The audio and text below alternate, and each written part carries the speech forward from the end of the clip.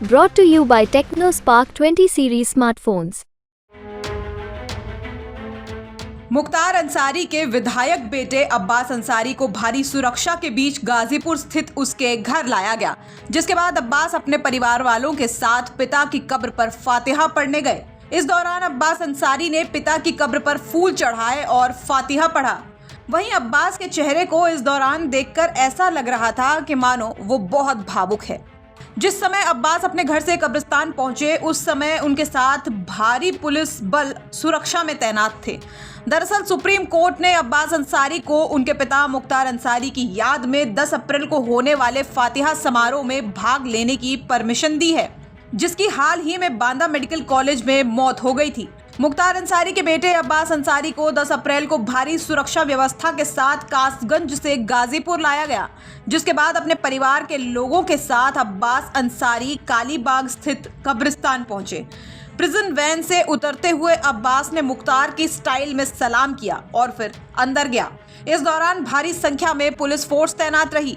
मुख्तार के घर फाटक से कब्रिस्तान तक चप्पे चप्पे पर पुलिस बल मौजूद रहा। वहीं कब्रिस्तान में अब्बास के साथ छोटे भाई उमर और परिवार के लोग मौजूद रहे। बता दें कि गैंगस्टर से नेता बने मुख्तार अंसारी की 28 मार्च को उत्तर प्रदेश के बांदा मेडिकल कॉलेज में कार्डियक अरेस्ट के चलते मौत हो गई थी। न्यायमूर्ति सूर्यकांत शर्मा और न्यायमूर्ति केवी विश्वनाथन की शीर्ष अदालत की पीठ ने कहा कि अब्बास को कार्यक्रम में शामिल होने की अनुमति देने से इनकार करने का कोई कारण नहीं दिखता।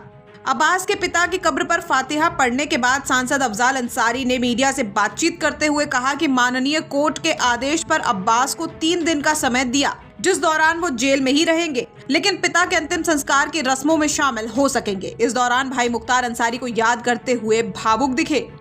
मुख्तार के इंतकाल के बाद 10वीं का फातिहा आज था और उसमें शिरकत करने के लिए उन्होंने याचिका जो दाखिल हुई थी सुप्रीम कोर्ट में, तो माननीय सर्वोच्च न्यायालय ने उन्हें 4 दिन की मांग थी, तो 3 दिन की कस्टडी पैरोल ग्रांट की और इस अवधि में कहा कि वो कासगंज जेल से गाजीपुर जेल में रहा करेंगे और 10 तारीख को अपने पिता के फातिहे में शिरकत करेंगे, जैसा कि आज हुआ।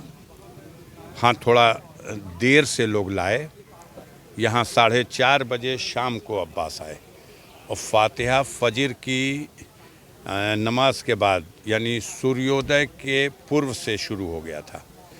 तो कहीं न कहीं माननीय सर्वोच्च न्यायालय का वो जो आदेश था उसको लागू अपनी तरह से किया इन लोगों ने कि हम जय बजे से चाहें शुरू करें। बहरहाल मगरिब बाद रोज़ा रमज़ान आज आखिरी दिन था, ईद का चांद भी दिख गया, तो अफ्तार करने के बाद आकर के यहाँ फातिहा पढ़ा गया। अब्बास ने फूलों की चादर अपने पिता और अपने दादा दादी की मज़ार पे चढ़ाई, मिट्टी डाली और कुरान की तिलावत हुई, फातिहा पढ़ा। अफ्तारी में अब्बास शामिल रहे जी? अफ्तारी में अब्बास हाँ, अफ्तारी तो वहीं घर पे। दरअसल ये लोग कल ही हमसे मिले थे, जब जैसे ही आर्डर हुआ हमने कहा कैसे होगा कि आपको सहूलत होगी, कहे कि परिजनों तक, नातेदार रिश्तेदारों तक सीमित कर दीजिए।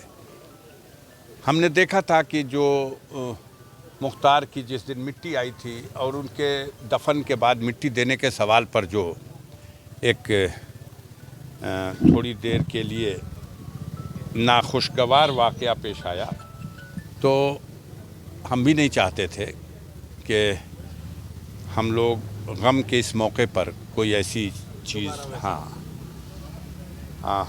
अब जैसे कहिए तो जैसे उन्होंने बताया, पहले उन्होंने एक पत्र दिया एसपी साहब का और उस पत्र पर ही कहा उन्होंने जो कार्यक्रम है लिख दीजिए। मैंने आज की तिथि का और कल 11 तारीख ईद का दिन है, पूरे देश में ईद मनाई जा रही है। हमारे घर में ईद खुशी के पर्व के रूप में नहीं मनाई जाएगी, लेकिन मुख्तार अब ज़िंदा नहीं रहे तो उनके न रहने में, दुनिया में वो नहीं है, तो उनके न रहने की ये पहली ईद होगी।